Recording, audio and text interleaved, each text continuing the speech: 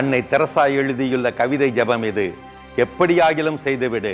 மக்கள் பெரும்பாலும் காரணம் இல்லாதவர்களாக, தர்க்கமற்றவர்களாக, சுயநலமிக்கவர்களாக இருப்பார்கள். எப்படியாகிலும் மன்னித்து விடு. நீ இரக்கமுள்ளவராய் இருக்கும் போது உன்னை சுயநலக்காரர்கள் என்று மக்கள் உள்நோக்கத்தோடு உன்னை குற்றம் சுமத்துவார்கள். எப்படியாகிலும் இரக்கமாய் இருந்துவிடு. நீ வெற்றி பெறும்போது நல்ல நண்பர்களையும் கெட்ட நண்பர்களையும் பெறுவாய். எப்படியாகிலும் வெற்றி பெற்றுவிடு. நீ நீதியோடும் திறந்த உள்ளத்தோடும் இருக்கும் போது மக்கள் உன்னை ஏமாற்றுவார்கள். எப்படியாகிலும் நீதியோடும் திறந்த மனதோடும் இருந்துவிடு. நீ ஆண்டு கணக்காய் கட்டி எழுப்பிய கோட்டையை ஒருவன் ஒரே இரவிலே அழித்து விடலாம், தகர்த்து விடலாம். எப்படியாகிலும் கட்டி எழுப்பிக் கொண்டே இரு.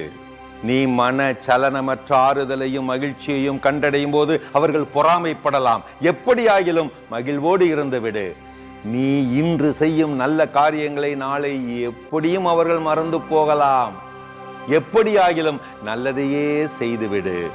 உன்னால் முடிந்த நல்லதை உலகத்திற்கு கொடு. அது ஒருபோதும் போதாது. நல்லதை மட்டுமே உலகத்திற்கு கொடு. எப்படியாகிலும் உன் வாழ்வின் இறுதி பகுப்பாய்வில் உணர்வாய். அது உனக்கும் அவர்களுக்கும் இடையே இருக்கின்ற உறவு அல்ல, மாறாக அது உனக்கும் கடவுளுக்கும் இடையே இருக்கின்ற உறவு என்று. எப்படியாகிலும் நல்லதையே செய்து கொண்டிரு. ஆம், மன்னித்து விடு. இரக்கமாய் இருந்து விடு. கட்டி எழுப்பிக் கொண்டே இரு. மகிழ்வோடு இருந்து விடு. நல்லதை செய்து விடு. செய்தே விடு. எப்படியாகிலும்.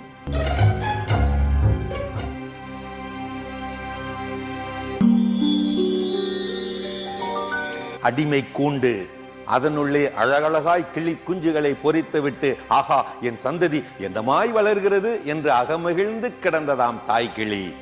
அகமகிழ்ந்து கிடந்த தாய் கிளியை பார்த்து அக்கறையோடு கேட்டதாம் அக்கம் பக்கத்து காக்கா, அடிமை வாழ்வு வாழ போகும் உன் குஞ்சுகளுக்காகவா இப்படி அகமகிழ்ந்து கிடக்கிறாய்? இதை கேட்ட காக்கையிடம் அதட்டி சொன்னதாம் அடிமை தாய் கிளி, அடிமையாய் இருந்தால் என்ன, அகமகிழக் கூடாதா?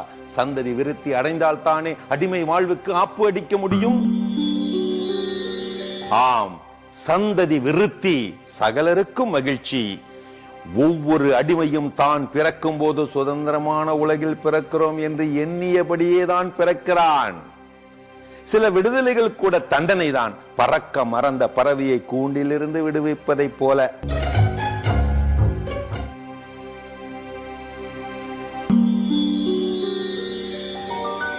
இதோ ஒரு வாக்கிய கதை.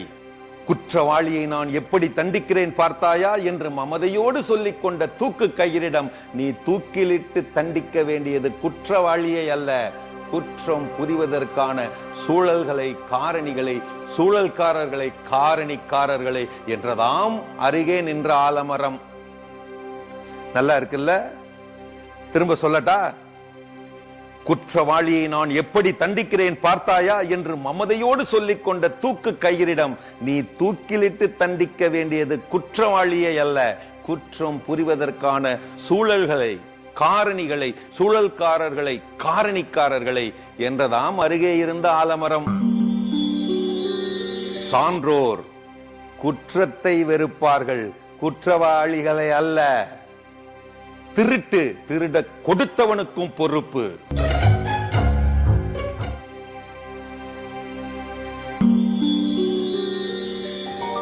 விரித்த வலையிலே வக்கனையாக விழுந்து விட்டது காடை ஒன்று. பிடித்து போட வந்த வேடனிடம் பிடி கொடுத்து பேசியது, பெரிதாகவே பேரம் பேசியது. அன்பான வேடனே, நீ எவ்வளவோ நல்லவர், வல்லவர். என்னை விடுவித்து விடு. விடுவித்து விட்டால் காட்டில் உள்ள காடைகளை எல்லாம் கூட்டம் கூட்டமாக கூட்டி வந்து நீ விரித்த வலையிலே மாட்டி விழ வைக்கின்றேன். கெஞ்சி கேட்டு நின்ற அந்த விவேக காடையிடம், ஏ இன துரோகியே, இப்படி சொந்த கூட்டத்தையே காட்டிக் கொடுக்க துணியும் நீ உயிரோடு இருக்கலாமா என்று சொல்லியபடியே கழுத்தை திருகி நெருப்பிலே காட்டி வாட்டி வறுத்து தின்றானாம் வேடன். அச்சுறுத்தலுக்கு அஞ்சி சமூகத்தையே காட்டிக் கொடுப்பவனை சமூகத்தின் சாபம் வாட்டி எடுக்காமல் விடாது, வறுத்தெடுக்காமல் விடாது, சாகடிக்காமல் சாகாது.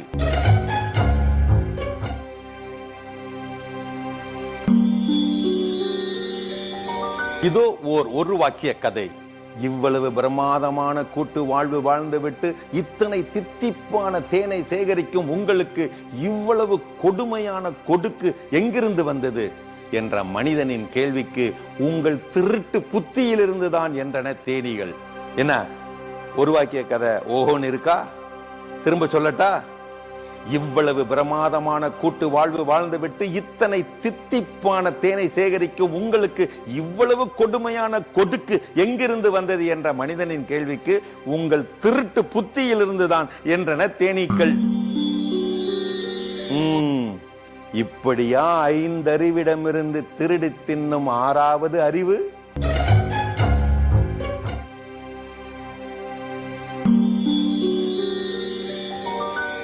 மிகப்பெரிய அங்கீகார பாராட்டாக இந்த ஜனாதிபதி விருதைத்தானே சொல்வீர்கள்? இப்படி திருவாடுதுறை ராஜரத்னம் பிள்ளையிடம் கேட்டபோது அலட்டிக் கொள்ளாமல் அவர் சொன்னாராம், இந்த ஜனாதிபதி என்ன எனது நாதஸ்வர வாசிப்பை கேட்டுவிட்டா இந்த விருதை தந்தார்?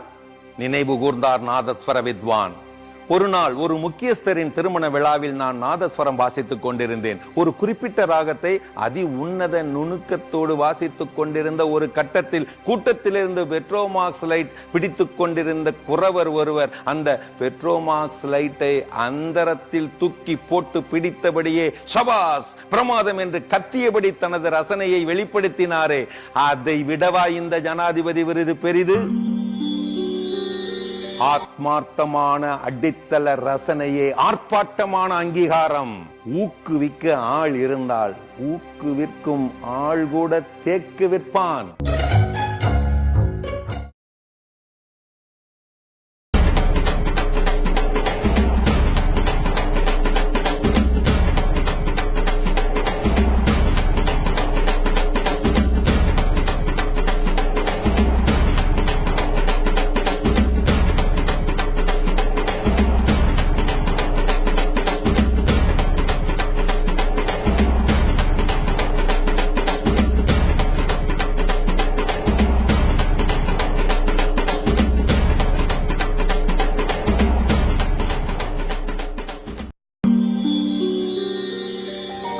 அது ஒரு மிருகம்.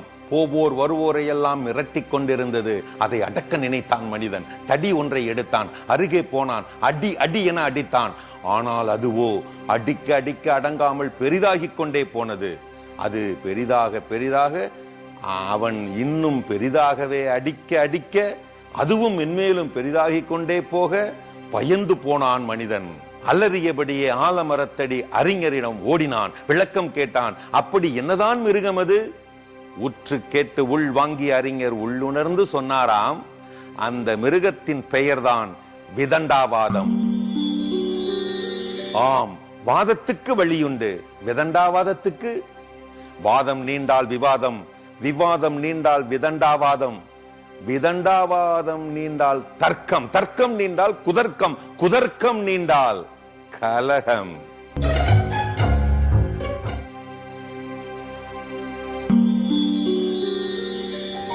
மாமன் மச்சான் எறும்புகள் 2 உல்லாசமாக உலா போயின. எதிர்வழியில் குட்டி யானை ஒன்று வந்தது. மிரண்டு போன எறும்புகள் ஒதுங்கி வழிவிட்டன. போகிற போக்கிலே பெருமூச்சு விட்டு போனது அந்த குட்டி யானை. துதிக்கை வெளியே வந்த அந்த பெருமூச்சு பீரிட்டு வந்த சூறாவளியை போல வீச நிலை குலைந்து பறந்தன எறும்புகள். ஒன்று பக்கத்து மரத்தில் மோதி மரத்தடியில் விழ, இன்னொன்று அதன் கிளையில் மோதி குட்டி யானையின் முதுகில் மேல் விழ. காயங்களோடு மரத்தடியில் கிடந்த எறும்பு தூசியை தட்டி விட்டபடியே யானை மேல் கிடந்த எறும்பிடம் மீசையை முறுக்கி விட்டபடி கத்தியதாம். ஏ மச்சான், அவனை அப்படியே அமைக்கி பிடிச்சுக்க, நான் போய் நம்ம ஊர்ல ஆள்களை கூட்டு வர்றேன், இவனை இன்னைக்கு ஒரு கை பாத்திரலாம். நம்பிக்கை இருந்தால் தும்பிக்கையும் நம் கையிலே.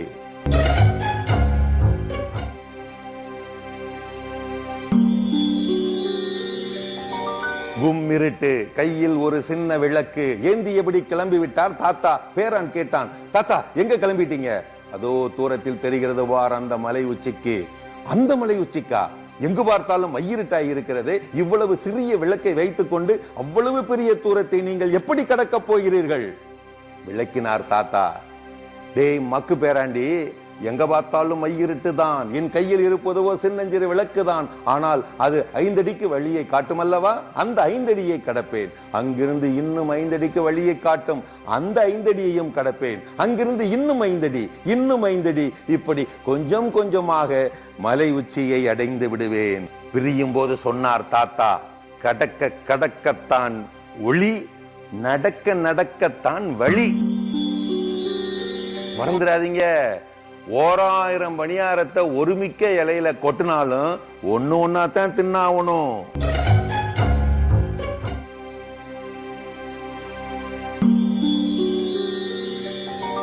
ஆறு பாய்ந்தோடிக் கொண்டிருந்தது. குட்டி மீன்கள் எல்லாம் ஆற்றின் எதிர் திசையில் சிரமப்பட்டு நீந்தி கொண்டிருந்தன.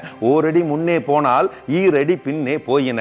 கவனித்த சைவ கொக்கு ஒன்று மீன்கள் மீது பரிதாபப்பட்டது. குட்டி மீன்களே, இங்கே வாருங்கள், அருகிலே அழைத்து ஆலோசனையை கக்கியது.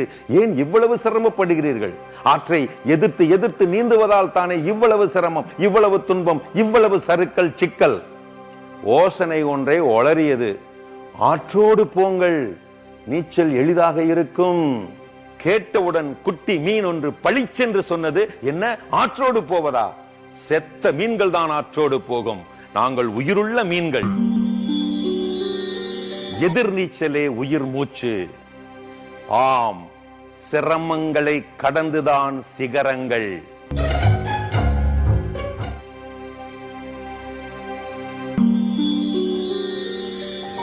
ஜென் குரு ஜோஜுவும் அவரது செறிவான சீடனும் பனி பிரதேசத்து பனிமலையிலே ஏறிக்கொண்டிருந்தார்கள். சிரமப்பட்டு முன்னேறி கொண்டிருந்த போது எதிர்பாராமல் நிலை தடுமாறி பனி சறுக்கி விழுந்து விட்டார் குரு ஜோஜு. சறுக்கிய வேகத்தில் ஐயோ காப்பாற்றுங்கள் என்று அலறியபடியே சரிந்து போய் மலையடிவாரத்தில் கிடக்க பார்த்ததும் பதைபதைத்து போனான் பாசக்கார சீடன். பதைபதைத்த வேகத்தில் பதறி அடித்துக் கொண்டு அவர் அருகே ஓடினான். ஓடிய வேகத்திலே அவன் என்ன செய்தான் தெரியுமா? ஓடிய வேகத்தில் அவர் அருகிலேயே போய் வீரியமின்றி பக்கத்திலே விழுந்து கிடந்தான். விழுந்து கிடந்த சீடனை பார்த்த குரு ஜோஜு மெல்லிசாக புன்னகைத்தார். நீ விழுந்திருந்தால் கூட நானும் இப்படித்தான் செய்திருப்பேன். விழத் தெரிந்தவனுக்கு எழவும் தெரிய வேண்டும். ஆம், விழுவதெல்லாம் எழுவதற்கே அன்றி அழுவதற்கல்ல.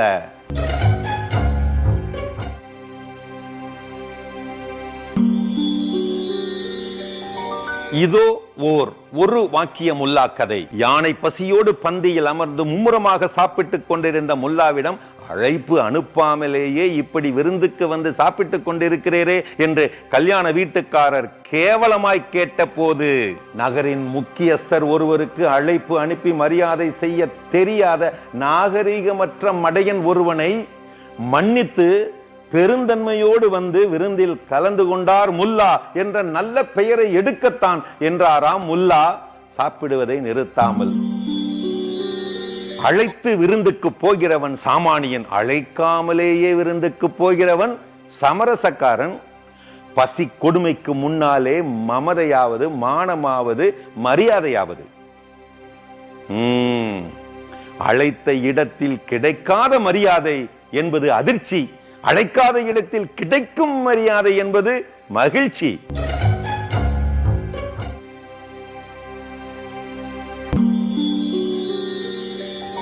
இதோ இன்னொரு குட்டியூண்டு உருவாக்கிய கதை. விரட்டி பிடித்து உயிர்களை கொன்று தின்னும் பாயும் புலியை ஏன் படைத்தாய் இறைவா என்று நொந்தபடி கேட்டவனிடம், தம்பி, அந்த பாயும் புலிக்கு நான் சிறகுகளை தரவில்லையே என்பதற்காக நீ நன்றி கூறு என்று சொன்னாராம் கடவுள் நமட்டு சிரிப்புடன். திரும்ப சொல்லட்டா?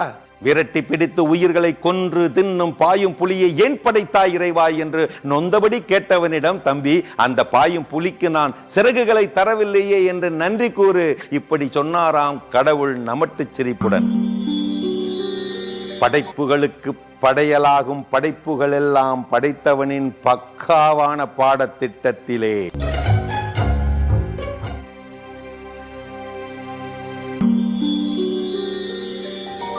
பாடி பறந்தபடியே எருதின் கொம்பு மேலே வந்து அமர்ந்ததாம் ஈ ஒன்று.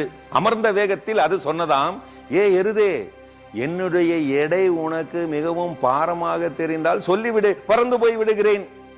வாய்முடிகளை வாட்டமாக நீவி விட்டபடியே இப்படி மமதையோடு சொல்லி நின்ற ஈயிடம் மேய்ச்சலை தொடர்ந்தபடியே முணுமுணுத்ததாம் எருது, ஏ அற்ப ஈயே, நீ சொல்லித்தான் உன் அமர்வே எனக்கு தெரியும். ஆகையால் நீ அமர்ந்தால் என்ன, பறந்தால் என்ன? அதான் நினப்பு பொழப்ப கெடுக்குங்கிறது. நினப்புக்கேத்த பொழப்பு வேணும், பொழப்புக்கேத்த நினப்பு வேணும். என்ன நான் சொல்றது?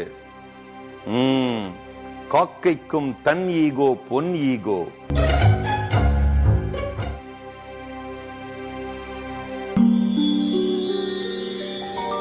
ஆழ்ந்து சிந்தித்து செயல்படும் சீடன் ஒருவனை அழைத்தார் குரு. ஆணையிட்டார், கடைக்கு போய் சல்லடை ஒன்று வாங்கி வா, பார்த்து வாங்கி வா, ஏமாந்து விடாதே. அவனும் வாங்க போனான். பொருளை எடுத்தான். ஒரு கோணத்தில் பார்த்தான், மறுகோணத்திலும் பார்த்தான், அலசினான், ஆராய்ந்தான். பொருளை அப்படியே வைத்து விட்டான். திரும்பி வந்து விட்டான். வந்துவிட்டு குருவிடம் சொன்னான், ஓட்டை ஓட்டையாய் இருக்கும் வட்ட கம்பி தட்டு ஒன்றை சல்லடை என்று சொல்லி ஏமாற்ற பார்க்கிறான் அந்த கடைக்காரன். இப்படி வெறுங்கையனாய் திரும்பி வந்த சீடனை பார்த்து சலித்துக் கொண்டாராம் குரு. சல்லடையையே பார்த்தறியா அறிவாளி ஒருவன் சல்லடை வாங்க போனால் இப்படித்தான் சல்லித்தனமாக இருக்கும். ஆமாங்க, ஜபதமங்களை அறியாத அறியாமை ஒன்று ஆன்மீக புத்தகம் எழுதினாலும் இப்படித்தான் இருந்து தொலைக்கும்.